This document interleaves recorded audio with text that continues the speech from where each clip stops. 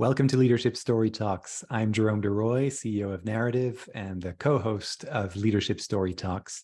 I'm coming to you during this summer as we are out and about creating fresh and new content for the fall. We decided to curate episodes from our archive to fill out the summer while we're not here. And I chose this episode, which is Learning to Keep Your Mouth Shut, with a very special guest, Dan Lyons, who wrote this book that's really about listening. The book is called The Power of Keeping Your Mouth Shut in an Endlessly Noisy World, and it starts with an acronym STFU, which I'll leave you to figure out. But this was a really fantastic interview with a best-selling author with lots of different ideas and excellent, innovative ideas around listening and the power and value of taking a pause and really being quiet first, as opposed to being reactive and trying to be the first one to speak. So I hope you really enjoy this episode like we did, and I hope you're all enjoying your summer. Thanks so much for listening. Leadership Story Talks, where we discuss the practices that engage, motivate, develop, retain, and attract people to businesses. We'll give you principles and tools based on real-world stories to leverage listening and storytelling to become a better leader and management professional. Leadership Story Talks is produced by Narrative, a company that focuses on personal storytelling for business. Welcome to Leadership Story Talks. In this podcast, Julienne Ryan and I, Jerome DeRoy, discuss ways in which we can create more engagement in our lives, especially at work.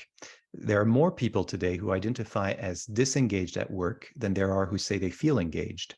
We come from Narrative, which is a company that focuses on engaging businesses and their audiences through the power of listening and storytelling, employing a 7-step method to do so.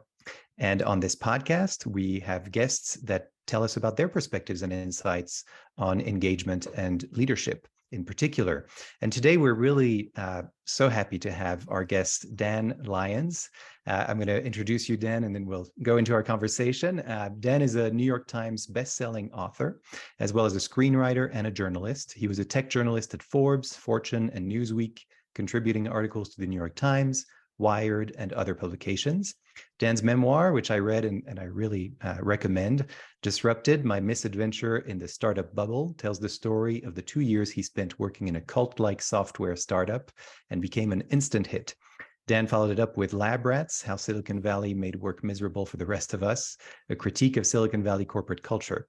Dan was also a writer on HBO's hit comedy, Silicon Valley, and he's been featured in the New York Times, Wall Street Journal, The Economist, The Guardian, NPR, and the BBC. Jules, you want to tag team here? Now, those credentials are great, but what really interests us and what the reason we invited Dan on the show is because he is prompting people to listen more and talk less. And he accomplished this in his latest book, The STFU, The Power of Keeping Your Mouth Shut in an Endlessly Noisy World, which is out on March 7th. We're lucky enough to have a copy right here, and it's excellent. Okay, back to you, Jerome. Kick it off. Welcome, Dan. Thanks for being here. Hey, well, thank you for having me. That was a nice introduction, and thanks for showing the book jacket. But I'm dying to talk with you because I think we're all simpatico. I think we're working the same vein, So great. Yeah. Well, Speaking of which, I'd love to start with maybe you telling us a little bit about some of the experiences that have kind of shaped your view around, and maybe it was even started with Disrupted or when you were a journalist, but how did you get from this bio that I read to writing this book, which in my mind seems a little bit different, but how did you get there? Yeah, it's like 180 degrees, right? I mean, because for years and years I was an extreme overtalker. And actually, in the course of researching this book, I found out that I qualify as what's called a talkaholic, which means a compulsive talker. Now, for a long time, that served me really well, which also, according to researchers, is how it happens. I got speaking gigs. I got, I sold a TV show.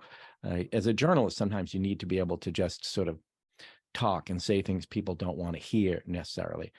But eventually, sort of karma catches up with you. And it did with me. And a couple of years ago, I guess, I had this epiphany that several bad things that happened in my life, you could really trace it back to, gosh, if I just hadn't said that, like there was a series of events, but gosh, when you really, really go way back, was I did that.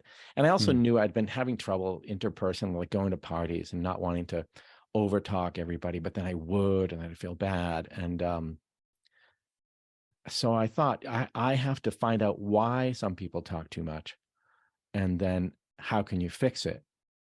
And as I was doing that work just on myself, it occurred to me, this is a much bigger story. And this is where it veers into your territory, which is that, first of all, I noticed that a lot of great leaders are under talkers and great listeners.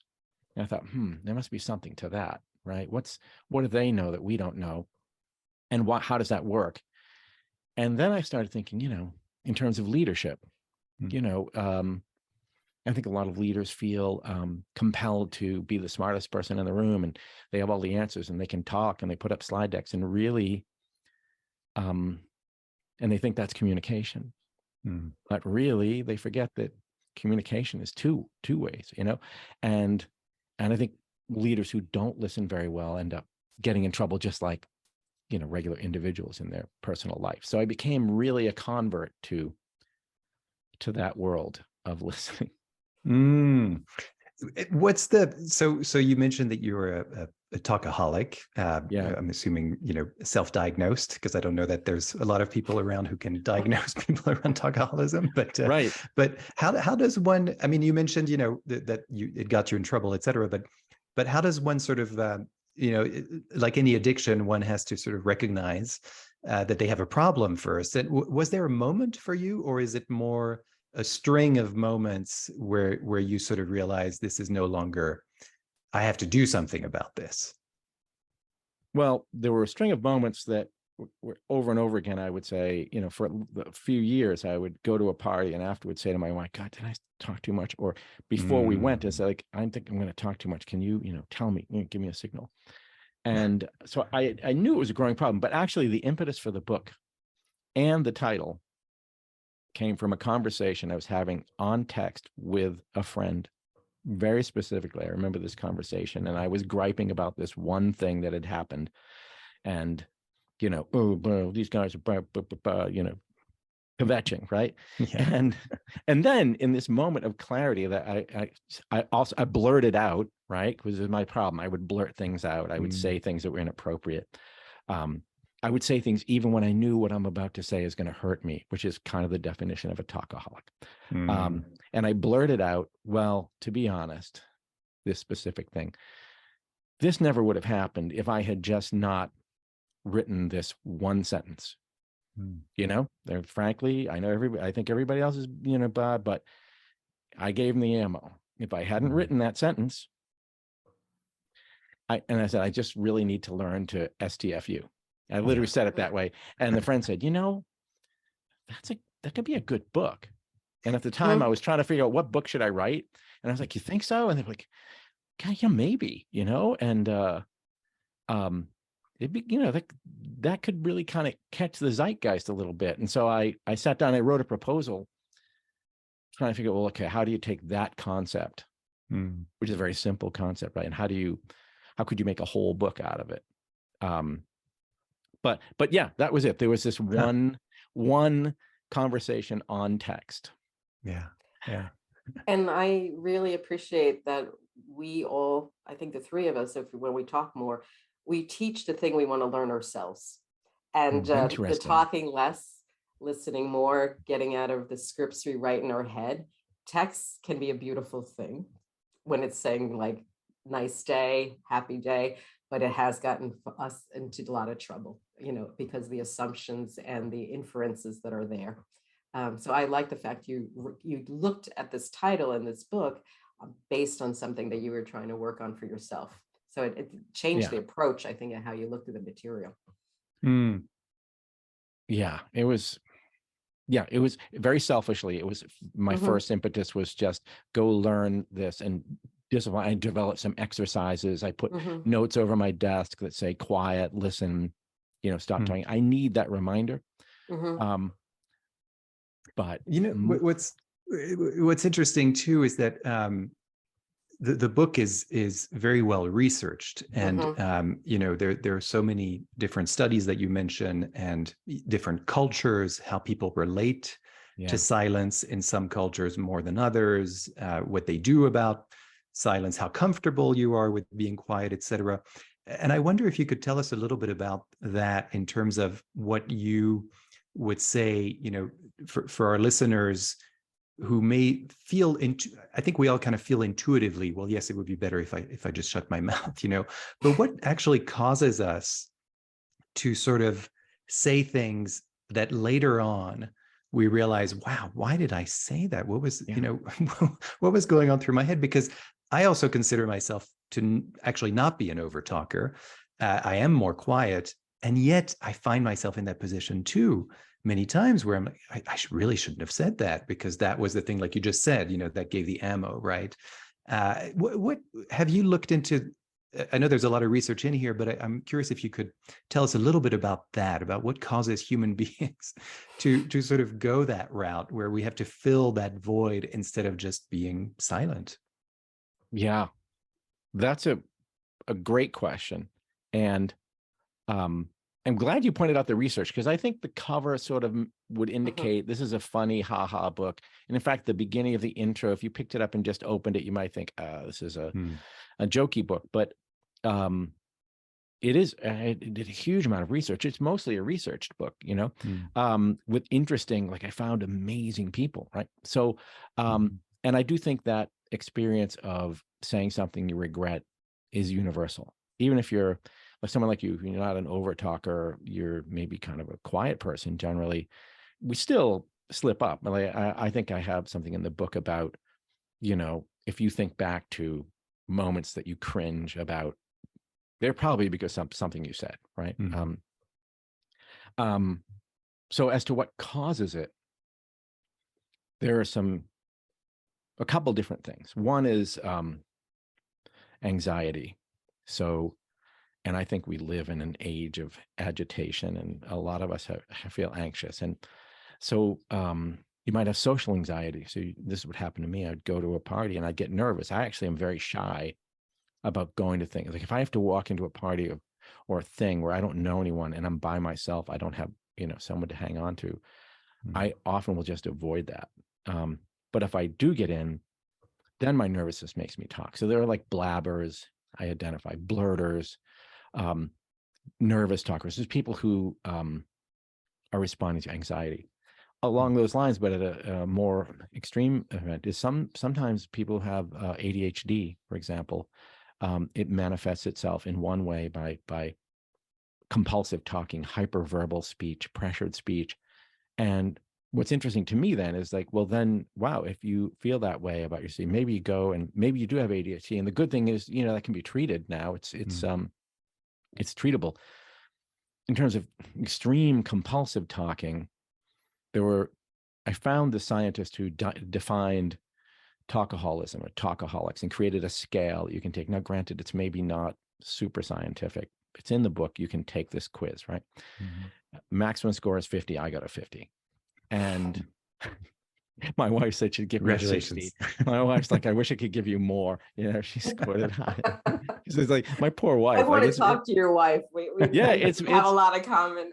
Yeah. Oh, really? You have I have a husband. partner? Yes. Yeah. Let's not go there. Yes. But sorry. And I tracked that, and that researcher said, well, we never got to figure out what caused it. But one of our colleagues went on and did more work, and he's still teaching. So I found him, and he found that it's an imbalance in neuron activity in the prefrontal cortex, that at rest, most people have a balanced left and right lobe activity. Some people are imbalanced. And if you're imbalanced to the right, you tend to overtalk, to the left, undertalk. And the degree to which you overtalk or undertalk is correlated with how far out that imbalance is.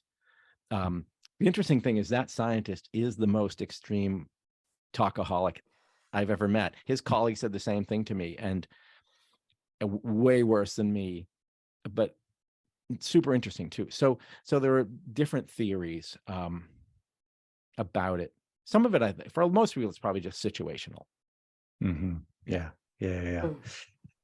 And what about the you talk about this in the book quite a lot, the effects of social media and just I mean, it's in the title, the endlessly noisy world, and a lot of that noise is contributed by by things that were originally meant to sort of connect us as humans in a way, across cultures and geography and all of that, and find people we hadn't been in touch with for so long, et cetera. And, and now it seems like we've gone however many years later, not in that, about a decade or so,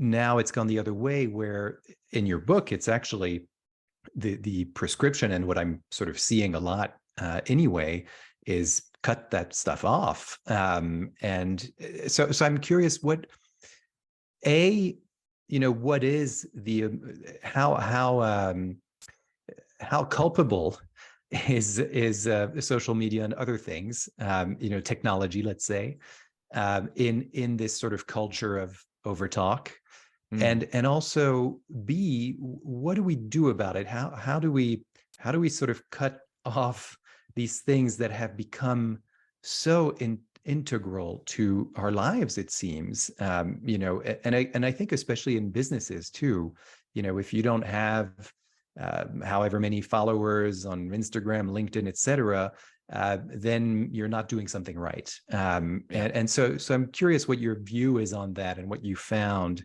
around that idea that, we have to sort of put the brakes on all these things that create more noise. And the overtalk is not just you and me talking, but now it's like the whole world and world of tech is overtalking.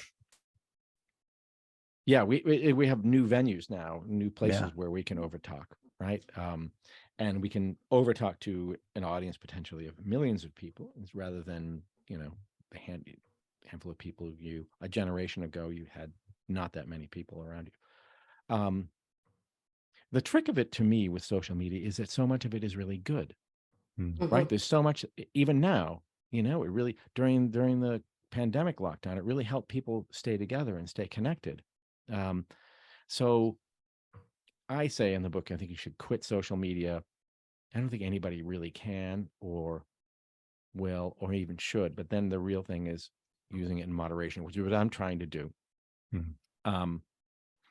But it's a dangerous thing. I think if you're too hooked into that, you become an over talker, let's say an over tweeter, by design, right? It's the business model that they have, which is, we want to show you ads. We want to show you as many ads as possible. So we want to keep you here as long as possible. And the way to do that is to get you talking, tweeting, sharing, liking, like not just reading. And to do that, we make you angry. We provoke you. We figure out, because we're tracking everything you do, every keystroke, every scroll, how long you looked at each picture of each tweet. And we're figuring out what pushes your buttons, and then we feed you that. And they've shown, there was a study at Yale that found that people get on social media, and over time, their tweets become more angry, or their posts become more angry. That the system is actually training them, like lab rats, right? Like a B.F. Skinner thing, training them to be angry, which is obviously, very unhealthy for you physically, or less cortisol and stuff. And you carry that anger back with you into the real world. There's another study that shows that, which means you're walking around sort of triggered and fired up and just in a bad mood. And to me, then that's where we end up with, we used to say that people say things online they would never say to your face, and now they say them to your face. You have people getting in fights on airplanes, and I mean the number of those incidents has gone up something like 5x in the last couple of years. Like, it's crazy. So yeah, it's so that you're harming yourself, and you're forcing yourself. You're being forced to overtalk, and the more you do that, the more likely you are to step on a landmine, to say something that hurts someone or offends someone, or that you later regret. it's huge numbers. I think it's like half of people who use social media say at least once they've regretted something they posted. So you're kind of wandering into a situation where you're losing control. You're letting a system or an app control you, and it's almost pushing you, almost forcing you to let's call it over talk.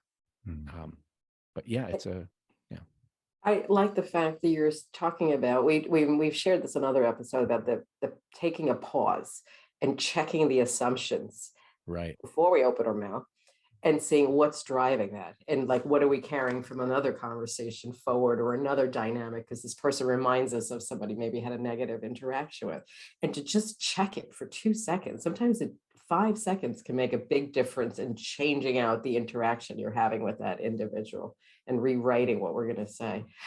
Now, one thing I do like is you have used really good research to show different options, different cultures of how approaching silence. And the other part I admire about you're critically cranky, which I think is an art form, that you're looking at life and you're not taking at face value. I critically cranky. My wife's going to love that, by the way. Yes, I'm going to write that down. She's going to say, offline with she's her. going to want to meet you. Yes, absolutely. I'm there. But I just think because you talk about like not looking on this happy optimism the way we're supposed to be, like figure out where the value is in situations and do some thinking for ourselves. Don't delegate all our thinking to what the media is telling us to do or what we see in the playing field. Like take a step back and ask the questions. Is this good? Where does this bring value? Like, what's the purpose? So that's the part. It's a compliment wrapped in a comment there to you. So, okay. All right. I've been watching your videos and things. Oh no. Yes. You know, it's I don't know how to tackle. I'll tackle it. One is, I'm actually not surprised that you are the quiet one in your relationship, and that Jerome, you're kind of a quiet person, because you think, okay, podcasters, interviewers, they must be great talkers, but actually they're usually great listeners. The really good ones, like Larry King, fantastic listener, and would get up every day and remind himself, listen, you never learn. He said, I never learned anything when I was talking. So I think you both must be very good listeners. And that pause that you mentioned is so important. And I never had a pause. I had 2 buttons I was missing on my remote control, the pause button and the mute button. And I've tried to develop both of those. But, so Ruth Bader Ginsburg was apparently a quiet person, but an intentional person, and would take so long to respond that she would seem to have finished, but she hadn't finished. She was just waiting. And her clerks, who would, probably all smart young lawyers, would race in, and they developed a thing called the 2 Mississippi rule, that when she finishes saying something, go 1 Mississippi, 2 Mississippi. And if she still hasn't said anything more, okay, right? But that, it made me think, like, of course, she would be a very deliberate, thoughtful person. One of her Julienne, you'll like this.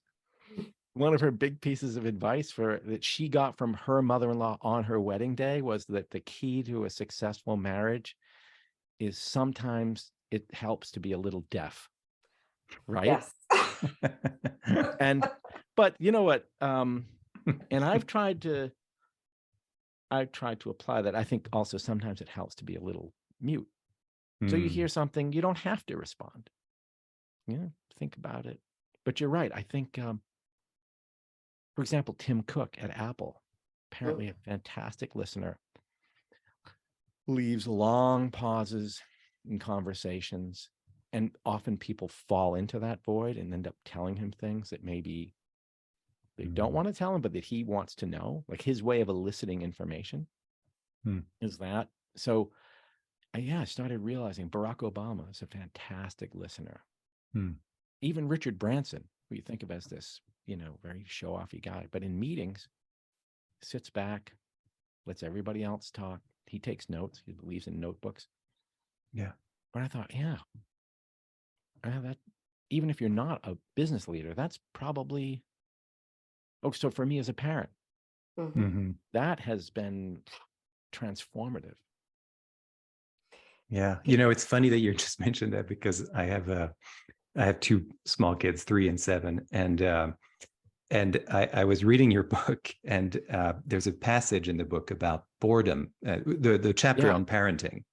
And I had seen a similar, maybe I even heard an interview of Lin-Manuel Miranda, extolling the virtues of boredom, because he was often bored as a kid, and that's kind of how, his imagine he attributes his imagination and creativity to those moments. And it was funny because I just read that passage in your book, came out, went into the kitchen, and my son was there, and he said, "I'm so bored." And usually I would say, "Okay, well, let's do this or let's do that." And I didn't say anything. I just let it go. And then I noticed that a couple seconds later, he just went onto the table, took a piece of paper, started to draw, and just got into his world. So wow, just, it was kind of interesting. That happened a couple of days ago. And yeah, to that point, that the value of just being silent when every fiber of your being, especially as a parent, for me anyway, if my kid tells me he's bored or she's bored, I want to immediately solve that problem. Go ahead, Jules. And that's why with the, I love this thing. It helps us connect with the world and everything. But when I was commuting into New York all the time, I would look at it and say, nobody's mulling, nobody's looking out the window anymore, right. Nobody's people watching. Like, that was a great source of creativity that kind of just like chill out for a while. We always have an option to go someplace else. We can't just be in the moment. So I think we're losing a little bit of that, and that patience to just be bored and think of what comes to mind and just play with your thoughts for a while. So I do agree what you're saying, Jerome, about, kids too, just don't over-engineer everything. So. How old is your son? He's 7. Oh, so that's an age where they do get bored. Yeah. Right. Right. Yeah, for sure. Yeah. Yeah. I wonder, like, I grew up obviously long before the internet. What did we do? I guess we did what your son did, right? We went and, or we'd sit in front of the TV. That was the big, complaint. Yeah. From my mother, all the other parents. It's, you're sitting Yeah, in front of yeah. that tube, you're gonna kill your brain cells or whatever. But or you're gonna hurt your eyes. That was the one they used to say, right? You're gonna hurt your eyes. Yeah, I mean, I had teachers, I remember in elementary school, who told my parents, and every parent they could, that the TV would make them dumb. It would make them stupid. Oh. You should not be watching TV. And that was a time when there were 3 channels or 4 channels, something like that. So. Yeah. But I tried to position this book as less of cranky old guy kvetching and saying everything's bad to no. Here's an opportunity. Here's a way to really make your life better. And it's not always my natural inclination, as you captured, Julienne. I'm often much more, scoldy, and then but that doesn't help anybody. I mean, identifying a problem helps people, but only if you then go, well, but here's a couple great ideas, and here are some people who do it, and look how successful or happy they are, But yeah, it's we live in a very noisy time. I wonder about the that what you were just alluding to now, because there's a lot in this book of strategies that I think are really interesting, and you even mentioned medicinal, I mean, healing, and so and I don't just mean spiritually, I mean physically, and I wonder if you could talk about that experience you had. I think it was called forest bathing, and it's based on Japanese. Right, it's kind of, I think it started in Japan, if memory serves. Could you tell us a little bit about that? Because that was something interesting that I found was sort of the counterpoint of all this noise that we've been talking about, and here you are where there's just nothing. Yeah, and it's Yeah, I'd love to talk about it because it's amazing. And I had vaguely heard of it. And it's in Japanese, I think it's called Shinrin Yoku, but I probably don't pronounce that right. But and it was created because there were all these stressed out city dwellers who were keeling over and having heart attacks. And the government in Japan said, we have to find a way to, deal with this. And so they came up with this idea that maybe it would be good just to walk in a forest. And so I started doing that. There was one forest, and now I can't remember the name. What was the first one? And they were just quiet walks through the forest. Over time, there's a doctor who has become the real proponent of forest bathing and did a bunch of studies and found, like, really scientific studies, and found that people who spent some time forest bathing, for example, slept more. They had less anxiety and depression. And he believes it's because of these essential oils that trees are exuding all the time, called phytoncides, which, again, I may be pronouncing incorrectly, but that those things really do have a medicinal effect. So the Japanese form of forest bathing is really based around the idea that there is a physical medicinal effect. Like, you're sitting in the woods and you're drinking in this stuff. And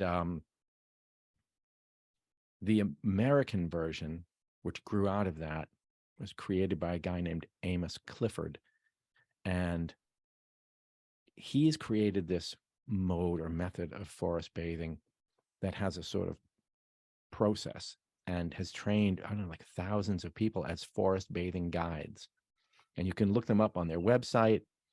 And I found one, a guy out in the Berkshires, so near me. I'm in Massachusetts. So well, that's much prettier out there than where I live. So, and he was really nice, and we went back and forth. So I met him one day, and we, parking lot, and we went through these woods, and you don't go very far. That's the other thing, which I thought was really cool. Because, I don't know if you're like this, but I'm kind of like this. And, you go for a hike and you're like, well, okay, how much can we cover and how fast can we get there? And how, and this whole thing is like, no, like, you're going to go 100 yards, a quarter mile, and it's going to take you forever. You're going to stop, you're going to look. So it's, as we went on, we just slowed down and slowed down. And this guy happened to know a lot about plants, and he was explaining to me all these plants that are, native to New England and the medicinal properties of each. He's a fascinating guy. And then we just sat. We just found a quiet place in the woods, and you just sit. And talk about being bored, right? You don't have your phone, and you think, oh, the silence is good, until when you sit for a while, you realize, oh, it's not at all silent in the woods. There's a lot going on. And then you walk and do nothing, look at trees. It reminded me of when I was a kid. There were, woods near my house. And we'd go there as kids and play, or sometimes go alone. And you just would just sit and, I don't know, dig a hole, or sort of do nothing, climb a tree. So it felt like that. And I came out and I felt so good. And my theory, which is also his theory, or the theory behind all this, is that you take that back into your life. So the American version is not so much about absorbing essential oils. It's more psychological, spiritual kind of process. But it's now spread. It's all over the world. There are forest bathing vacations you can go on. In Europe, there are these, I think they call them power forests, that they believe have thing. So now I want to go to Japan and experience it there. But and for me, it works. But like meditation, I'm not good at meditation. I fall asleep, and I guess I could get better at it. But I found this to be, really, really, really worth trying. Yeah. Thank you. Yeah, it reminds me of what the Buddhists have with their gardens, with the stones and following certain paths and just repeating, and just like a lot of just gentle time with the nature. So I think that's something that resonates with me, what you're describing. It's terrific. So thanks for introducing that Yeah. in the book as a new option. Yeah. A new old option. Sort of going Yes, back. it's been around, I think I it was know, it's actually, amazing. I think it was like the 1970s. So it's not that old, but like, Right. or 80s even. But Well, I mean more the return to nature and sort of oh, taking power from, or energy from that, because that's sort of recognizing the medicinal effects of just being out and not not just in front of our screens or whatever we're doing. yeah. But that seems like something really ancient, that Yeah. right. It's kind Wow. of amazing that we have to go back to these. We have to remind ourselves in a way of these. This is what's available to us. We can just walk outside and it'll have a very medicinal effect on us, which I think we've kind of forgotten about. And life will still be there when we get back to our Right. phones. But, Right. nothing is that critical. Yeah. I know, it's so true. And I was hoping that, 'cause I was having such a hard time, not talking, that if I could do all these things, maybe I would bring that back with me. And so I was just looking for anything really that would contribute to that. But I have things now where I have 2 kids, they're high school seniors, they're twins, and sometimes we'll be at dinner and everybody's looking at their phone. I'm like, come on, like, really? And it's bad for me because they're all been out all day. I've been home all day. I'm dying to have a conversation, But recently my wife and I went out for dinner by ourselves and went to this nice place, and then we talked, and we had this really nice dinner. And at the end, I realized, like, hey, you know what? Neither of us ever had our phone. Mine was in my coat. I never even looked at it. And I thought, like, wow, that's such a victory. Yeah. Amazing. I want to. We've got a few minutes here, and thinking of landing the plane of this interview, which has been really wonderful. But I wanted to bring this back to the area of leadership. And in the book, you mention, and because I don't think this is really well known from a lot of people, and our audience, is mainly a business audience, and right. you don't hear, you hear more about the flamboyant, charismatic kind of leaders, and that's who's in the media most of the time, especially when it comes to business. You hear Elon Musk and all these people, that are kind of constantly there.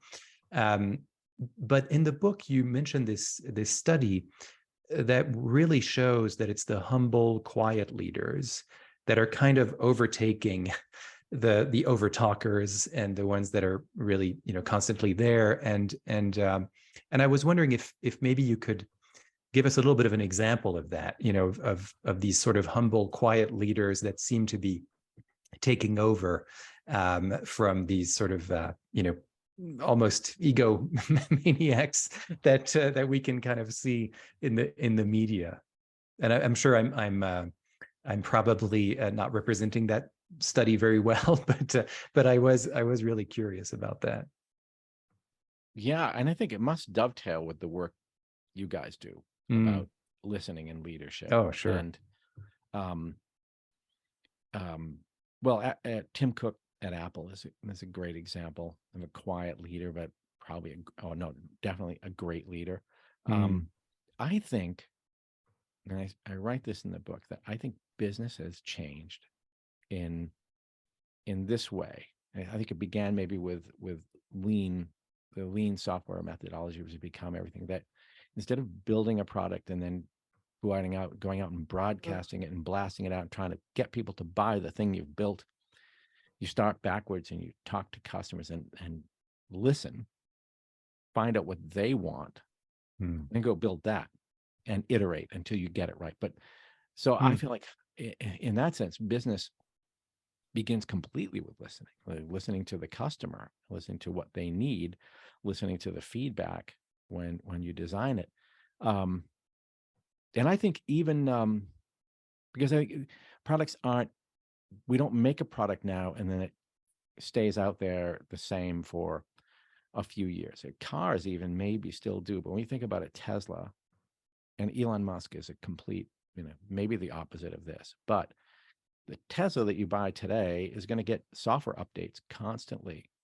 And so in a sense, the company is listening to the cars and taking back in feedback and then trying to put it out there. But yeah, so I'm sorry. Right. And I think you actually said in the book that they actually cut out their PR expenses. They don't do PR. So they're putting it all into research and development. Yeah, I know. Like, do they need PR when they have Elon? I mean, they don't need a marketing department, for better or for worse. I'm not sure I'm entirely a fan of how he does things. But yeah, I think there's a certain humility to business, that if you're there to serve a customer, right? That's ultimately why do you exist? You exist to serve and I think then the same applies with your employees. I mean, you're there to, it's leadership as service, and the way to find out what's going on in your company is to listen to people, right? And I think often leadership will think, or companies leadership will think, well, we need to just do an all hands, and we need to have 2 hours, and we're all going to give slide decks, and we're going to have a zillion things on each deck, and that way people will, like, great, because we're communicating, we're being more transparent.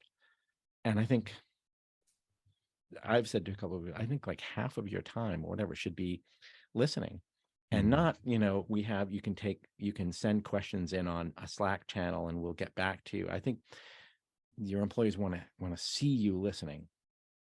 And I also feel like, and I think a lot of times leadership or leaders are worried that they will make a mistake or they won't know the answer, and that somehow diminishes them in the eyes of their employees. And I think quite the opposite. I think it humanizes you, and it actually maybe even makes people think better of you, that, oh, you made a mistake, but then you came back and said the next day, hey, I made a mistake, or, so I think live Q&A is super important, especially now, because we had COVID and everybody got cut off from each other. We got kind of dehumanized. Yeah. And then before we can even recover from that, now we've had this recession, and there are layoffs, and this is battle over return to the office. And I feel, especially in that, I feel like that's kind of a proxy war, that return to office. And I think they're talking across each other. I don't know if you feel this way, but I feel like employees all think this is just spite. You're making us come back to the office just out of spite. And say at Amazon. And I think Amazon is a tough company, fair enough. But I think they're data driven. I don't think they make decisions just like, let's just do this because we can. Like, they're obviously, it's going to cost them more to bring everybody back, right? They pay for office space. They're going to anger some people and probably lose some employees. And, there are downsides, and yet they still think, well, this is worth it. But I don't think they're communicating well enough to people. Right. Look, here's why we want to do this. And we want you back because we value you, and because we think it's better for all of us. We're not just doing this to punish you. And I think employees, on the other hand, are they're not being heard. So they're just firing all these accusations. But it's a time, I think, when organizations really need to reconnect and rebuild. And you guys know, it's all about communication, right? And storytelling, and how do we reach each other? That's a long answer to That's great. For a guy who's supposed to be shutting up. But yeah, right? Do you guys go in and advise companies and say, here's how to listen, here's how to talk? Is that essentially? Yeah, I mean, and part of it. Part of it, yeah. Is it really? Yeah. And what you just mentioned, the why somebody does something, or why a company decides to do something, why a CEO gives out a directive about anything. That's what we find we're consulting people with all the time, is what's the story of your why that you need to communicate. Because so many times, talk about blurting something out, I need people to come back to the office. Now, it may be data driven, but it's, you haven't actually taken the time to really consider how you're going to deliver that message, and what's the story that you can tell that's going to be, persuasive enough that you're not just trying to convince somebody, but to actually show them all the facts, and here's why we decided this. And then listening too, because I think you have to be willing, if you're going to have directives like that, you have to be willing to then listen to what's coming back, and create a space in which it's possible for people to say, well, I heard your arguments, and here's why I would rather do it this way or that way. But just let people know that you're listening and you've taken that in at least. And you can still make your decision, but at least you've sort of given that moment for people to have a say. Is that hard for the organizations to do? Is that kind of not in their wheelhouse? That's something they have to learn how to do? Yeah, I mean, I think so. I think it's less and less so. I think more and more companies are actually creating these spaces, especially since the pandemic, because they were kind of forced to, because suddenly everybody's away from the office, and how do we communicate with people, and figuring out why we make decisions and saying why we do that, and then creating spaces for people to even just have one-on-ones with others, where they can share a coffee or a drink or whatever. Those things, just popped up all over the place during the pandemic in companies, where people could sign up, and those are the kinds of things that we would recommend people do. And then that stayed, so I think there was a kind of a reckoning with the pandemic and things that we didn't really pay attention to that were hard to learn, but then figuring out, well, actually, this is not that hard to do. It's just a question of creating something. And I think the more you can have conversations, the more you have context. And yes, data, survey, all that's great, but to kind of dig into the weeds a little bit and really read behind the words too, wherever you can, really does help make a stronger decision. Yeah. Meaning like feelings, dealing with that? But having live conversations where people are not just giving a scripted answer in a survey, and really digging into what's driving their reasoning of why they choose certain options for maybe not coming back to the office, or choosing more of a hybrid option. Lifestyle. How many of us worked and commuted for years that we didn't see our house in the daylight? Right. That option of having some flexibility is really, really strong. We've gotten a taste of it. We don't want to give it back. Right. Yeah. And I get that, and the commuting can be awful, but then I think a lot of us also kind of crave some kind of connection or some element of it. Yes. And and so right. It's how do you find that balance? It's finding that balance. Right? Yeah. And I think it's a great question to leave our listeners with, actually. Okay. Because I do think that this is all about finding the right balance for yourself.